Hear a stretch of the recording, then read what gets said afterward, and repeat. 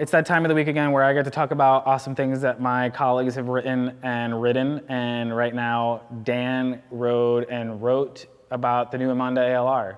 I'm gonna go pull this in so that you guys can see what I'm talking about. But it is one sweet looking bike. And it's at a pretty sweet price point, I would say, guys. Hang on one second while I get this situated. It looks like a carbon bike, doesn't it? Carbon fork, aluminum body. This bike is a really awesome time, and I think that's what Dan also said in his review. Please forgive me, or rather, excuse me, as I reference notes. I was told to do that for dramatic effect from now on. So if you don't know, this bike directly will compete with Specialized's Tarmac, or excuse me, Alez Sprint and the CAD series. This bike is identical to its carbon counterpart, everything down to the geometry. The biggest difference that you'll start to see is the weight. This bike comes in at $2,300, and that is for their 300 series aluminum with mechanical 105.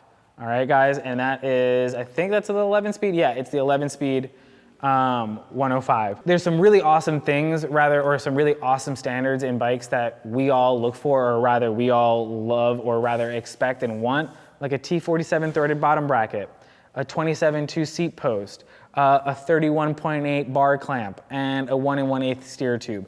All of these magical numbers. Thank you so much for keeping them. That's what makes this bike so upgradable with so many other aftermarket parts.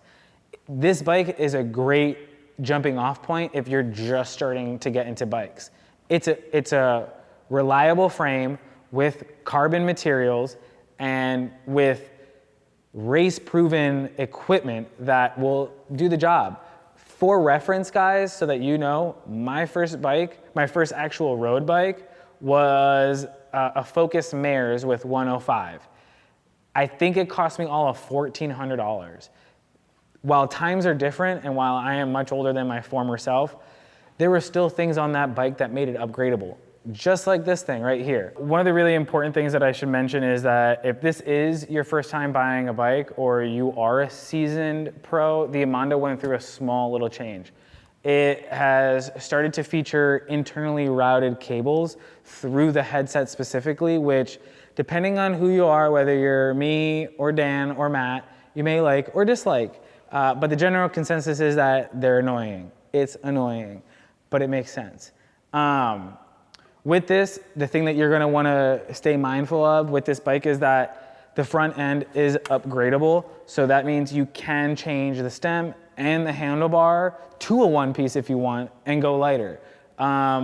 You're really not restricted with what you can do with the front end. The biggest thing that you are restricted by is when it comes to servicing your headset bearings or your fork, for example, or having to bleed your brakes.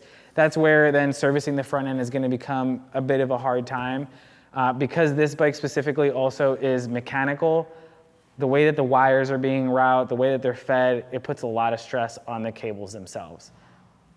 This bike might benefit from being electronic, but I'm not gonna go into that. The really cool thing overall about this bike is that it's $2,300.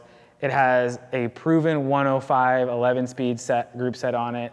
It does feature the opportunity for internal routing and can have an upgraded front end.